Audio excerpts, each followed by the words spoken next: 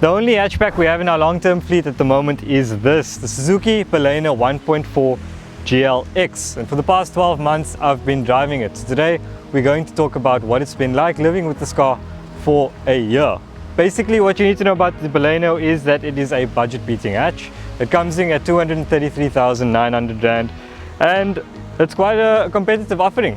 Powering the Baleno is this 1.4 litre naturally aspirated engine, pushes 68 kilowatts and 130 newton meters of torque. Not the most powerful unit, but the Baleno weighs about 900 kgs, so it does its work quite well. Second thing to talk about before we drive is definitely the tires as well. The Baleno comes with the Bridgestone Ecopias, and if I'm honest, they're not really the best. They don't have a lot of grip, they produce a lot of road noise, and they don't provide a lot of comfort to the car.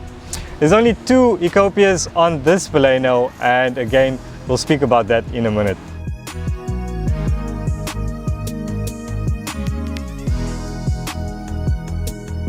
Over the December holidays, this Baleno went all the way to Messina. Now, if you don't know where Messina is, it is basically the Zimbabwean border. And point to point, Cape Town to Messina is the longest drive you can do in South Africa, I think. Surprisingly, it came back in one piece, because that's surprising because there was one section in Messina where I thought the Baleno would have sort of bit the bullet, let's say.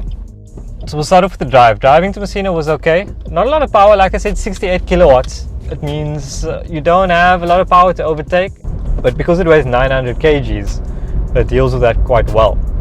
However, because we were going to Messina, the car was quite loaded, so we had a roof box attached, 3 people in the car. Thankfully, because it's the GLX, it comes standard with cruise control. That helped a lot.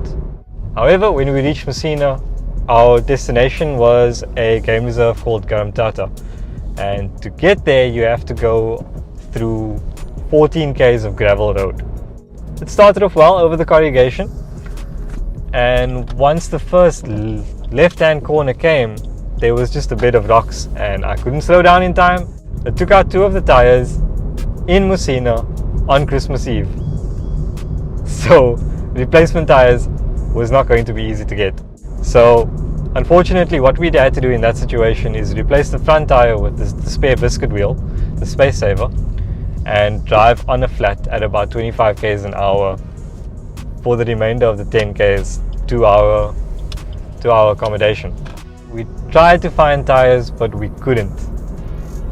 First of all of the tire shops were closed for Christmas Eve, for Christmas Day, and for Boxing Day. Of the tire shops that we were able to contact, they told us that they weren't able to find the right size tire for the Baleno to put on. So we were in a real pickle.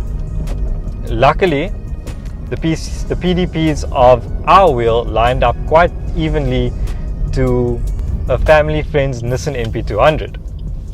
So what we managed to convince them to do was take the wheels off their NP200 and put it in the back of the Baleno, and put the one good wheel on the back left on the front as well, so we didn't cause too much wear on their wheel. Luckily, the profile and rim size, although they were different, they lined up to what the Suzuki was, so it was able to do the drive back to Johannesburg. We got to Joburg, we took the car to Tiger Wheel in Woodmead, thanks to Suzuki SA, they helped us out, and we got new tires on the Baleno, and we were able to get it safely back to Cape Town. At the time it was very stressful, but thinking back to it today, I look at it as a good memory, and I was really impressed by how the Baleno held up. I mean, it was on some rough roads and the cabin still feels good. The service experience was very pleasant, it was very quick. Because this is a basic car, it took them about 1.5 hours to do everything they needed to do, and I was on my way again. Now, although I have been impressed with the Suzuki altogether, there were quite a bit of niggles that got me throughout the year. It doesn't work very well with this power steering. It is electric, so for parking, etc., it does come in handy, but there's not a lot of feedback. I mean, I know most electric steering wheels don't have any feedback at all. This has none. It's quite light as well.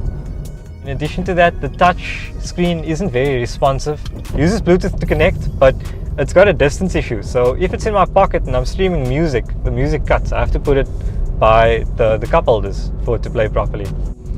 Everything else though, I really enjoyed. I liked the throttle response of the car. I liked how easy it was to manage the pedals, the clutch and the brake.